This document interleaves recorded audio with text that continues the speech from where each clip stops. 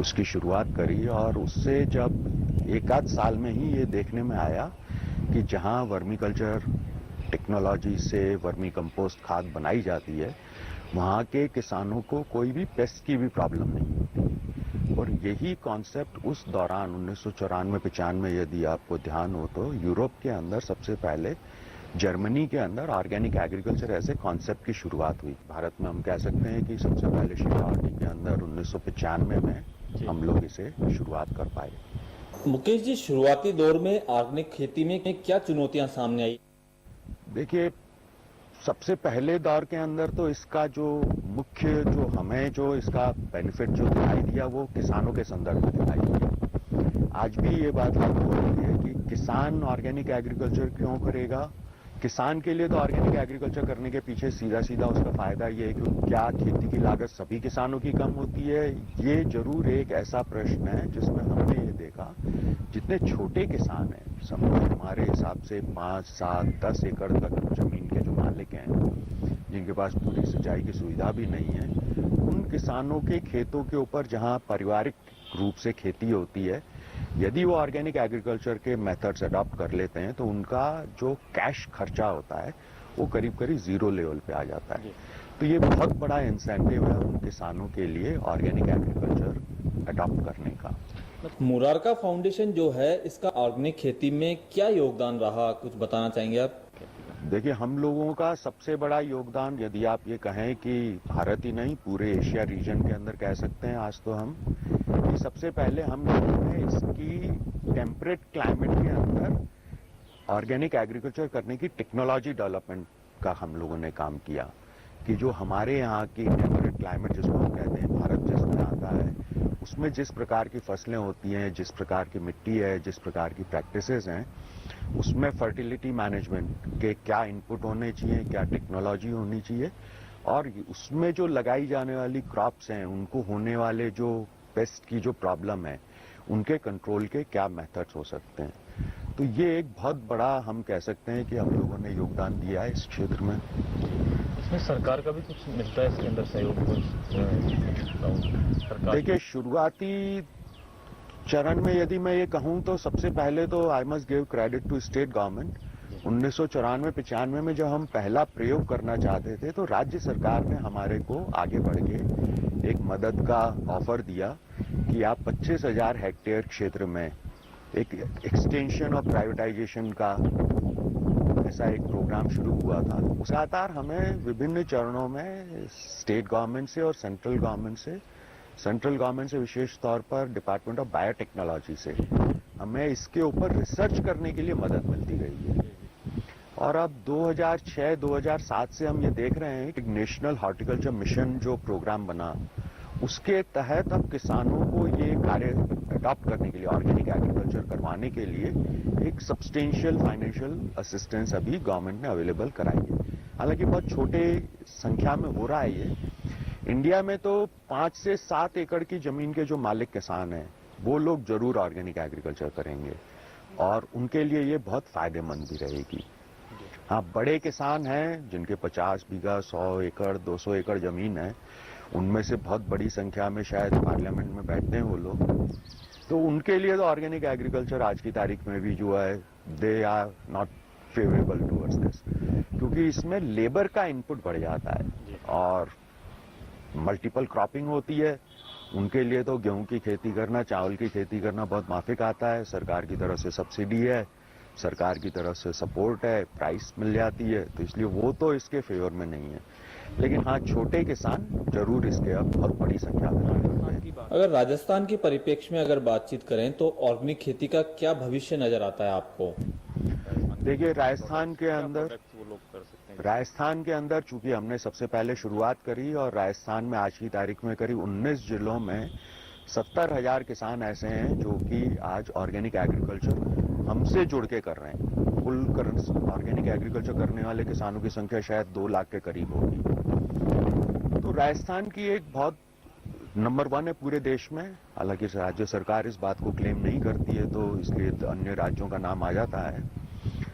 सबसे बड़ा एडवांटेज राजस्थान का ये है, यहाँ एक तो गेहूं, मक्का, बाजरा, दालें से कम 6-7 तरह की दालें राजस्थान में होती है, मूंग, मोठ, चना। आज की तारीख में कुल ऑर्गेनिक उपज जो हम कहें कि जो टेबल पे जा रही है, उसका बहुत बड़ा भाग राजस्थान कंट्रीब्यूट करता है।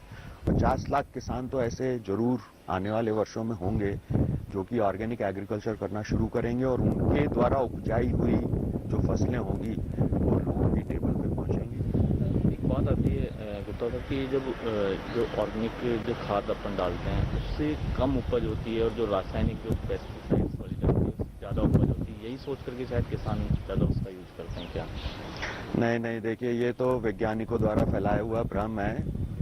बहुत सिंपल सी 4वीं-5वीं क्लास के बच्चे भी इस बात को समझेंगे। पेड़ पौधों को जब जो नाइट्रोजन चाहिए, अब पेड़ में ऐसा गुण नहीं है पौधे में कि वो ये फर्क महसूस कर ले कि नाइट्रोजन उसे यूरिया से मिल रही है या गोबर की खाद से मिल रही है। लेकिन किसानों में एक तो अब उनको 25 साल से लगातार ये सिखाया जा रहा है कि भाई यूरिया से ही नाइट्रोजन मिलती है, इसलिए नाइट्रोजन तो एटमॉस्फेयर में, आप खुद सोचिए 94-74% नाइट्रोजन एटमॉस्फेयर में, उसी को ही प्रकृति ने सिस्टम बनाया है कि वही नाइट्रोजन जो है बायोलॉजिकल प्रोसेस के थ्रू पेड़ पौधों को उपलब्ध होती है। तो एक बार ही फिर से बताने की जरूरत है, किसानों की तरफ से कोई रेजिस्टेंस नहीं है। ये सो कॉल्ड जिन लोगों का इसके प्रति जो आज फेवरेबल एटीट्यूड नहीं होता है, उन लोगों के आर्ग्यूमेंट्स हैं, अदरवाइज इसमें कोई दम नहीं है इस बात में। मुकेश गुप्ता जी से बातचीत जारी रहेगी इस खास कार्यक्रम साथी बोले हुकुम में। फिलहाल वक्त एक छोटे से ब्रेक का, ब्रेक के बाद फिर से हाजिर होंगे।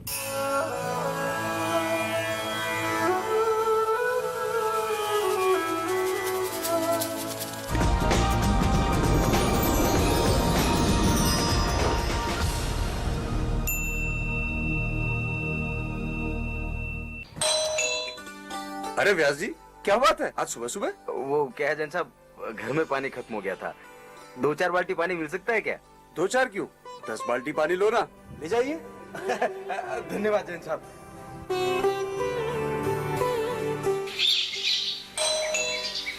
अरे व्यास जी, आज फिर सुबह सुबह? वो क्या है जैन साहब, आज भी थोड़ा पानी चाहिए था। हाँ, क्यों नहीं। एक बात बताइए भाई साहब, आपके पास इतना पानी आता कहाँ से है जो खत्म ही नहीं होता? वहाँ से आता है, आसमान से। व्यास जी, मैंने रेन वाटर हार्वेस्टिंग सिस्टम बनवा रखा है। बरसात का सारा पानी छत से होता हुआ टैंक में जाता है। इस पानी को पूरे साल काम में ले सकते हैं। यही नहीं, ओवरफ्लो पानी धरती के नीचे जाकर भूजल स्तर में भी वृद्धि करता है। अपने मकान पर रेन वाटर हार्वेस्टिंग स्ट्रक्चर बनवाएं, आने वाला कल सुखद बनाएं। राज्य जल संसाधन आयोजना विभाग एवं EU SPP द्वारा जनहित में जारी। Education transforms into pride when you know your college has held top rank positions right from the first batch. Education transforms into fun when you know you have sports facilities, gym and cafeteria along with classes, where practical exposure is given priority. Education transforms into success when you know top ranking companies seek your college for placements. Just want to be a professional or a multifaceted professional? You decide.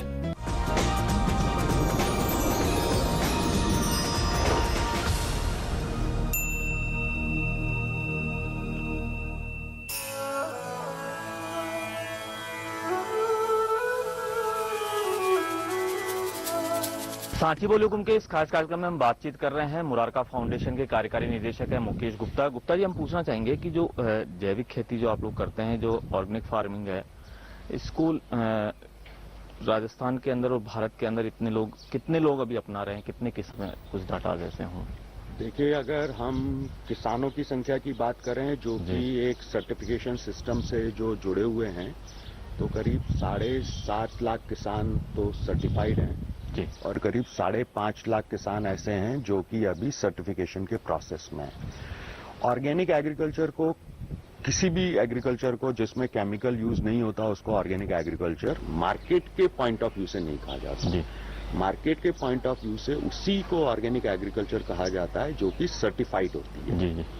Certification का एक process है, उस process के तहत किसान को 3 वर्ष तक जो ऑर्गेनिक के तहत अलाउ किए गए मेथड्स हैं उससे एग्रीकल्चर करनी होती है, फिर उसके बाद में उसे सर्टिफिकेट मिलता है। तो ये 12-12.5 लाख किसान तो वो हैं जो कि अभी सर्टिफिकेशन सिस्टम के तहत आ गए, और करीब आप ये माने जो कि जिन्होंने इस प्रैक्टिस को अडॉप्ट कर लिया उनकी भी संख्या करीब 40 लाख के करीब है, लेकिन वो सर्टिफिकेशन में नहीं है। पूछना चाहेंगे, स्वास्थ्य के प्रति लोग काफी जागरूक हो गए हैं आजकल, और जो ऑर्गेनिक फार्मिंग है और जो रासायनिक खेती से जो तैयार हो रहे हैं जो फूड आता है, क्या डिफरेंस माने इसके अंदर, किस तरीके से हार्मफुल हो रहे हैं ये रासायनिक पेस्टिसाइड से जो तैयार हो रहे हैं फूड? देखिए, अगर हम ये कहें कि लैब बेस्ड रिसर्च स्टडी के एविडेंसेस से ही कोई बात सिद्ध की जा सकती है, तो विशेष तौर पर कैंसर, लिवर और पेट की बीमारियां, ये 3 ऐसे बीमारियों के संदर्भ अब देखने में आते हैं जिसके लिए बहुत एविडेंस है मौजूद, जो ये कहता है कि उनके होने के बहुत बड़े कारणों में से शरीर के अंदर जो हमारे पेस्टिसाइड भोजन के रूप में जा रहे हैं वो उसका कारण है। होने को बहुत सारे लोग और भी बहुत सारी अन्य बीमारियों के लिए कहते हैं, और इसके एम्पिरिकल तो दिखाई देते हैं, लेकिन अभी तक उनके एज ए बहुत प्रूवन वो अभी भी आने बाकी हैं। कुल मिलाके बहुत सीधी सी बात है, प्रकृति ने तो कोई पेस्टिसाइड नहीं बनाए थे। हम हजारों सालों से धरती पे जिंदा थे, अपना प्राकृतिक भोजन करते थे और उससे स्वस्थ रहते थे। पेस्टिसाइड आ गए, अब वो हमारे भोजन में आ गए, भोजन से हमारे शरीर में आ गए। क्या इनकी जरूरत है क्या शरीर को? मतलब या तो ये हम कहें कि साहब ये भी एक विटामिन की तरह चीज है, इसकी शरीर को जरूरत है इसलिए इनको तो आने देना चाहिए, तो ये बात सही नहीं है। इसलिए पेस्टिसाइड का तो भोजन में ना होना ही बेहतर है।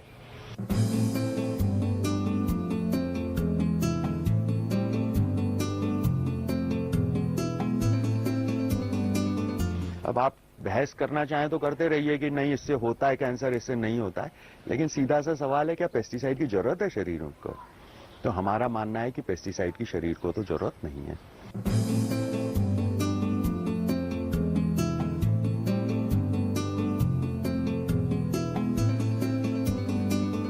अब मुद्दा दूसरा ये आता है कि क्या पेस्टिसाइड के बिना खेती हो सकती है? एकदम हो सकती है। आज 50 लाख किसान यदि इस तरह की खेती कर रहे हैं तो क्या ये सबूत नहीं है कि बिना पेस्टिसाइड की खेती हो सकती है? आज हम जम्मू कश्मीर में केसर की भी खेती कर रहे हैं, और अगर राजस्थान से लेकर नागालैंड तक कहें तो हर प्रकार की फसल की खेती ऑर्गेनिक तरीके से हो रही है। समान उत्पादन होता है या उत्पादन भी बेहतर हो रहा है।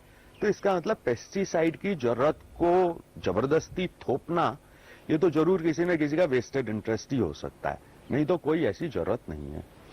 अब अगर ये बात तय है कि पेस्टिसाइड की जरूरत नहीं है और पेस्टिसाइड से होने वाले नुकसानों के प्रति लोगों की जागरूकता यदि हो, तो कंज्यूमर का ऑटोमेटिक है कि उसका रिस्पांस इसके प्रति बेटर है। कंज्यूमर कह रहा है कि भाई मेरे को बिना पेस्टिसाइड का खाना दे दीजिए आप, तो ये आज फर्ज बनता है किसानों का, तो खैर उनके लिए तो है, ये एक जरूरी बात भी हो सकती है।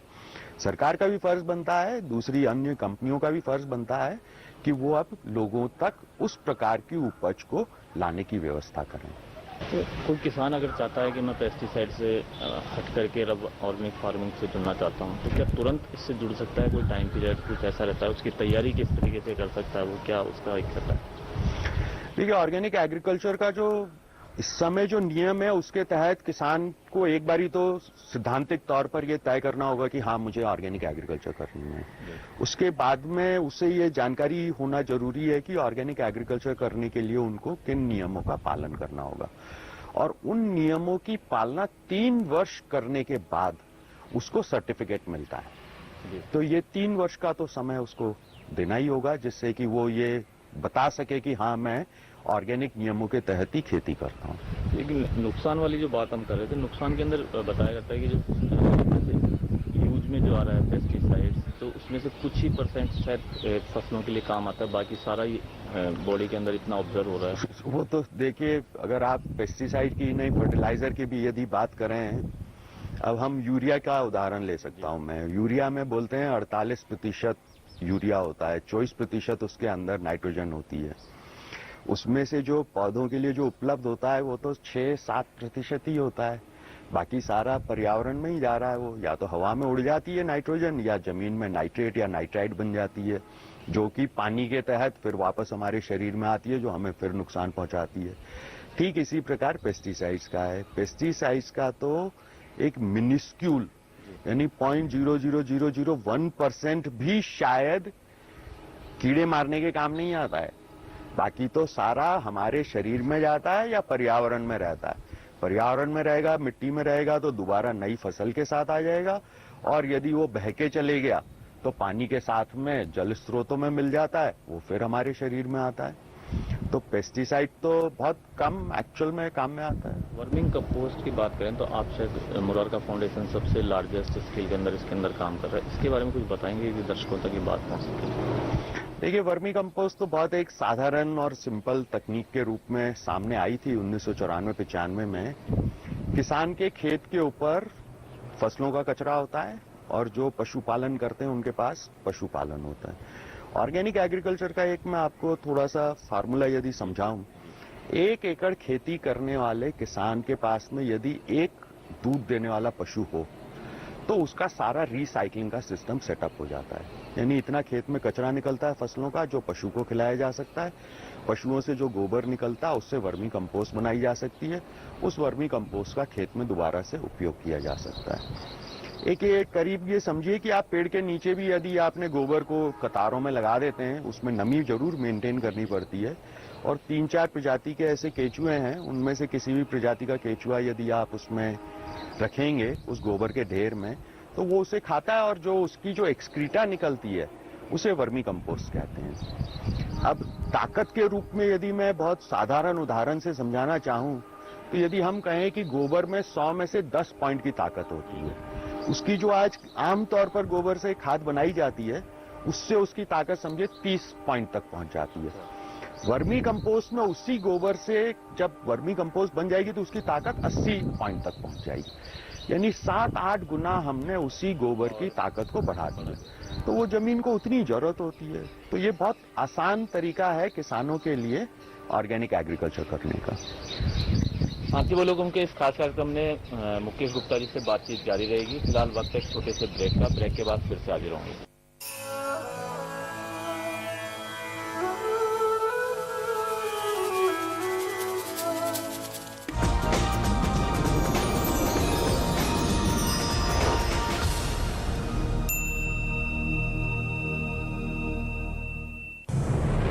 इलेक्ट्रॉनिक मीडिया और प्रिंट मीडिया में शानदार करियर बनाने का मौका दे रही है India news media academy.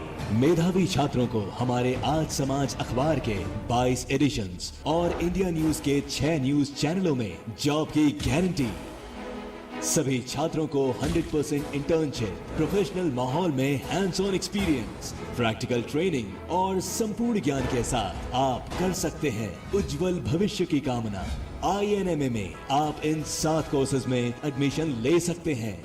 Masters in mass communication, bachelors of mass communication, PG diploma in broadcast journalism and production, PG diploma in broadcast operations, diploma in videography camera and lighting, diploma in video editing और diploma in broadcast graphics.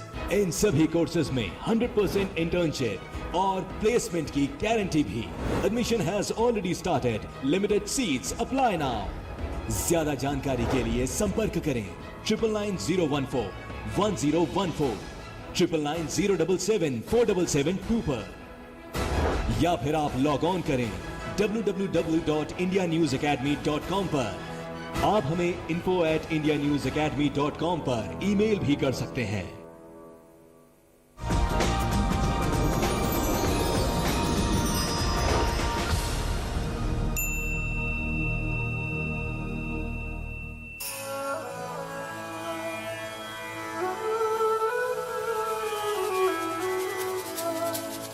Sanchi बोले हुकुम के इस खास कार्यक्रम में हम बातचीत कर रहे हैं ऑर्गेनिक खेती की। सब ऑर्गेनिक खेती को लेकर के कई लोगों में इस तरह का प्रश्न रहता है कि ऑर्गेनिक खेती से जो तैयार होता है फूड जो मिलता है वो काफ़ी महंगा रहता है। क्या काफ़ी महंगा है? क्या प्राइसेस में इतना डिफरेंसेस रहता है इसके अंदर कि आम आदमी इसको नहीं खरीद सकता? देखिए, जहां तक ये एक बहुत महत्वपूर्ण प्रश्न है जो कि आम जब भी ऑर्गेनिक